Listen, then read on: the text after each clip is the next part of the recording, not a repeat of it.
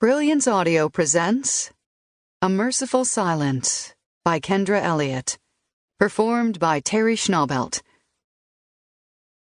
There it is. Eagle's Nest police officer Ben Cooley hit his brakes, thankful he'd been driving a cautious 30 miles an hour. He squinted, trying to see through the smears created by his windshield wipers. Ahead of his car, 1/3 of the road was gone, washed down the steep side of the hill. It looked as if a monster had bitten a 10-foot-wide chunk out of the asphalt. The last 3 days had dropped several inches of rain in central Oregon, and he could swear the cities were about to float away.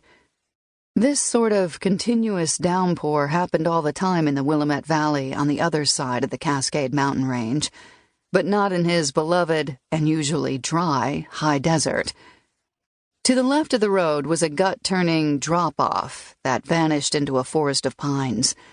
On his right, the rocky hillside sloped upward, and several impromptu waterfalls cascaded down, flowing across the road. The water was supposed to feed into the ditch and funnel beneath the road to flow safely out the other side, but the quantity of water had overpowered the culvert. Don't know how the other side of the state puts up with months of this rain. No one was around to hear Ben mutter to himself. He made a conscious effort not to do it within listening distance of the other guys in his department. The last thing the police chief needed to hear was that his 70-something officer was losing his mind. Ben hit his flashers, called in his location, and popped his trunk. The highway department tried to keep up with the weather, installing nets and culverts and natural drains to keep the streets safe. But every year, something happened to this poor road, and since its vehicle traffic was quite low, it ranked near the bottom of the state's priority list.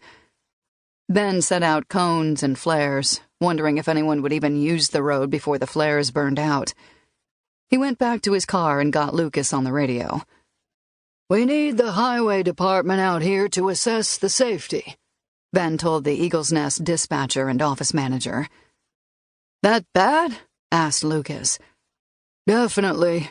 The guardrail along the south edge is gone.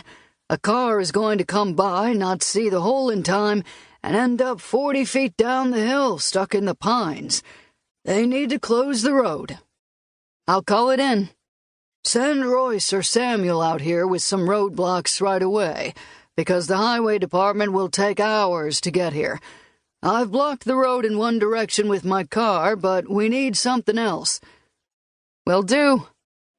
Ben carefully walked to the edge of the wide gap, always curious about the engineering of roads. He saw the dirt and rock support under the asphalt had simply washed away, defeated by the continuous power of the water. The thick border of the black asphalt looked like a broken Oreo cookie wafer. He moved as close as he dared, aware he didn't know what supported the asphalt under his feet, if anything. Peering into the giant washed-out section, he spotted the edge of a huge concrete culvert 6 feet below the road. A slow rivulet flowed out of it, while 100 times the amount of water surged outside the culvert. The culvert is probably jammed with rocks and dirt.